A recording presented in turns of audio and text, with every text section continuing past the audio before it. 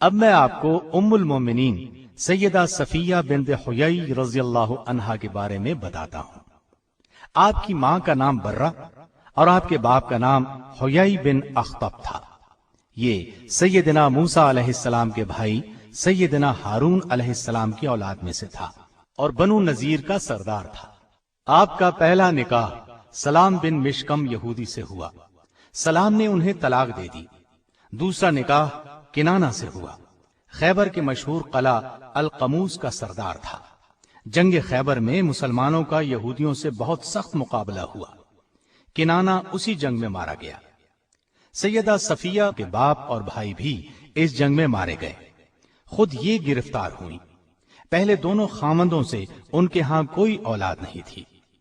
مسلمانوں میں مال غنیمت تقسیم ہونے لگا تو صحابی رسول دہیہ کلبی نے عرض کیا، اے اللہ کے رسول صلی اللہ علیہ وسلم، مجھے خدمت کے لیے ایک لونڈی کی ضرورت ہے۔ تو آپ صلی اللہ علیہ وسلم نے فرمایا، ان قیدیوں میں سے خود ہی ایک لونڈی لے لے۔ تو انہوں نے صفیہ کو پسند کر لیا۔ رسول اللہ صلی اللہ علیہ وسلم نے اجازت دے دی۔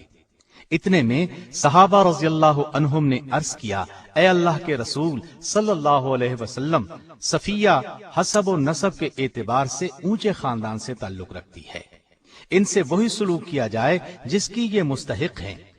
دہیہ کلبی ان سے عام عورتوں جیسا برتاؤ کریں گے جو ان کے عزت و احترام کے خلاف ہے۔ ان کا باپ اور شوہر قوم کے سردار تھے، لہٰذا انہیں دہیہ کے سپرد نہ کیا جائے، بلکہ آپ صلی اللہ علیہ وسلم خود ہی اسے اپنی تحویل میں لے لیں۔ رسول اللہ صلی اللہ علیہ وسلم نے صحابہ کا یہ مشورہ قبول فرمایا۔ دہیہ کو صفیہ رضی اللہ عنہا کی بجائے ایک اور لونڈی دے دی اور آپ صلی اللہ علیہ وسلم نے صفیہ رضی اللہ عنہا کو آزاد کر کے اس سے نکاح کر لیا۔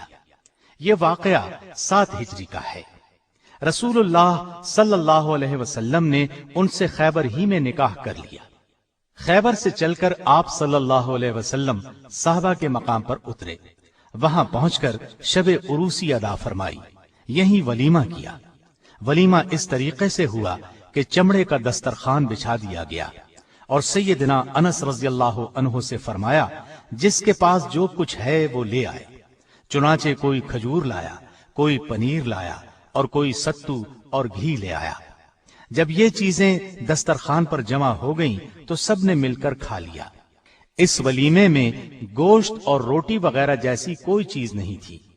یہاں سے روانگی کے وقت رسول اللہ صلی اللہ علیہ وسلم نے صفیہ رضی اللہ عنہا کو اپنے اونٹ پر سوار کیا اور ان پر پردہ کیا تاکہ صحابہ کو معلوم ہو جائے کہ سیدہ صفیہ رضی اللہ عنہا آپ کی ازواج میں شامل ہو چکی ہیں۔ سیدہ صفیہ رضی اللہ عنہا فرماتی ہیں، جب میں ایک قیدی کی حیثیت سے آپ صلی اللہ علیہ وسلم کے سامنے حاضر ہوئی تو آپ سے زیادہ ناپسندیدہ اور کوئی میری نگاہ میں نہیں تھا، اس لیے کہ میرا باپ، خاوند اور رشتہ دار قتل ہو چکے تھے۔ لیکن پھر آپ صلی اللہ علیہ وسلم کی شخصیت اور اخلاق کا وہ اثر ہوا کہ جب میں اپنی جگہ سے اٹھی تو آپ صلی اللہ علیہ وسلم سے زیادہ مجھے اور کوئی محبوب نہیں تھا۔ فرماتی ہیں، میں نے نبی کریم صلی اللہ علیہ وسلم سے زیادہ حسن اخلاق کسی میں نہیں دیکھا۔ آپ صلی اللہ علیہ وسلم رات کے وقت خیبر میں میرے ساتھ ایک اونٹنی پر سوار ہوئے۔ مجھے اونگ آ رہی تھی، آپ بار بار مجھے جگاتے کہ کہیں میں گر نہ جاؤں۔ سیدہ صفیہ رضی اللہ عنہا نے رمضان 50 ہجری میں وفات پائی۔ بعض حضرات کے نزدیک سن وفات 52 ہجری ہے۔ جنت البقیع میں دفن ہوئی۔ اس وقت ان کی عمر 60 سال تھی۔ آپ کا قد چھوٹا تھا لیکن چہرے سے حسن و جمال ٹپکتا تھا۔ دیگر ازواج مطہرات کی طرح آپ کا گھر بھی علم و عرفان کا مرکز تھا، چنانچہ دوسرے شہروں سے بھی عورتیں آپ سے مسائل پوچھنے کے لیے آیا کرتی تھیں۔ آپ نہایت عاقلہ، فاضلہ اور حلیم تھی۔ ان میں تحمل اور بردباری کوٹ کوٹ کر بھری ہوئی تھی۔ ایک مرتبہ سیدہ صفیہ رضی اللہ عنہا کی ایک کنیز سیدنا عمر رضی اللہ عنہ کے پاس گئی اور کہا، سیدہ صفیہ رضی اللہ عنہا میں یہودیت کا اثر آج تک باقی ہے اور وہ یوم السبت یعنی ہفتے کے دن کو اچھا سمجھتی ہیں اور یہودیوں کے ساتھ صلہ رحمی کرتی ہیں۔ سیدنا عمر رضی اللہ عنہ نے تحقیق کے لیے ایک شخص کو بھیجا تو سیدہ صفیہ رضی اللہ عنہا نے جواب دیا، جب سے اللہ تعالیٰ نے ہمیں جمعے کا روز عطا فرمایا ہے اس وقت سے میں یوم السبت کو بالکل پسند نہیں کرتی، البتہ یہودیوں کے ساتھ صلہ رحمی کرتی ہوں کیونکہ وہ میرے رشتہ دار ہیں۔ اس کے بعد آپ نے لونڈی کو بلا کر پوچھا، تو نے میری شکایت کس کے اکسانے پر کی؟ اس نے کہا، شیطان کے اکسانے پر۔ سیدہ خاموش ہو گئی، پھر بولی، جاؤ تم آزاد ہو۔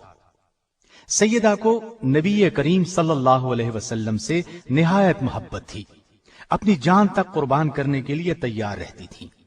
جب آپ صلی اللہ علیہ وسلم کی طبیعت ناساز ہوئی تو سیدہ نے نہایت حسرت سے کہا، کاش آپ کی بیماری مجھے لگ جاتی۔ یہ کہنا تھا کہ ازواج مطہرات نے سیدہ کی طرف دیکھنا شروع کیا۔ یہ دیکھ کر رسول اللہ صلی اللہ علیہ وسلم نے فرمایا، اللہ کی قسم صفیہ سچ کہہ رہی ہے۔ مطلب یہ تھا کہ ان کے جذبات واقعی یہی ہیں۔ آپ صلی اللہ علیہ وسلم کو بھی سیدہ سے بہت محبت تھی، ہر موقع پر ان کی دلجوئی فرماتے تھے۔ آپ صلی اللہ علیہ وسلم ان کی دلجوئی کس طرح فرماتے تھے ایک واقعے سے صاف واضح ہے۔ ایک روز نبی کریم صلی اللہ علیہ وسلم سیدہ صفیہ رضی اللہ عنہا کے پاس تشریف لے گئے، دیکھا کہ وہ رو رہی ہیں۔ آپ صلی اللہ علیہ وسلم نے دریافت فرمایا، صفیہ رو کیوں رہی ہو؟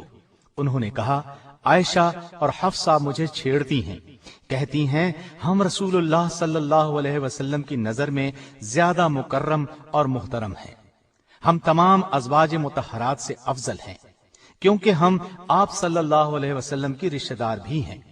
یہ سن کر نبی کریم صلی اللہ علیہ وسلم نے ارشاد فرمایا، تم نے کیوں نہ کہہ دیا کہ تم مجھ سے کیسے بہتر ہو سکتی ہو؟ میرے باپ ہارون علیہ السلام ہیں اور موسیٰ علیہ السلام میرے چچا ہیں اور محمد صلی اللہ علیہ وسلم میرے شوہر ہیں۔ آپ صلی اللہ علیہ وسلم ان کی بہت عزت کرتے تھے۔ سن 35 ہجری میں فسادیوں نے سیدنا عثمان رضی اللہ عنہ کے گھر کو گھیر لیا۔ ان دنوں میں سیدہ صفیہ رضی اللہ عنہا نے سیدنا عثمان رضی اللہ عنہ کی بہت مدد کی۔ جب سیدنا عثمان رضی اللہ عنہ کے گھر میں ضرورت کی چیزیں بھی روک دی گئیں، حتیٰ کہ پانی تک اندر نہ جانے دیا گیا، تو سیدہ صفیہ رضی اللہ عنہا اپنے خچر پر سوار ہو کر ان کے مکان کی طرف چل دی۔ آپ کا غلام کنانہ بھی ساتھ تھا۔ مالک اشتر فسادیوں کا ایک سردار راستے میں موجود تھا، اس نے آپ کے خچر کے منہ پر مارنا شروع کیا۔ سیدہ رضی اللہ عنہا نے فرمایا، رک جاؤ، مجھے واپس جانے دو، خچر کو چھوڑ دو۔ پھر گھر واپس آئیں اور سیدنا حسن بن علی رضی اللہ عنہ کو اس خدمت کے لیے مامور کیا۔ وہ ان کے ہاں سے سیدنا عثمان رضی اللہ عنہ کے پاس کسی نہ کسی طرح کھانا اور پانی پہنچاتے تھے۔ آپ بہت سلیقہ شیار تھی، کھانا نہایت عمدہ پکاتی تھی، نبی اکرم صلی اللہ علیہ وسلم کی خدمت میں بھیجا کرتی۔ اللہ تعالیٰ کی ان پر ہزار ہا رحمتیں ہوں، آمین۔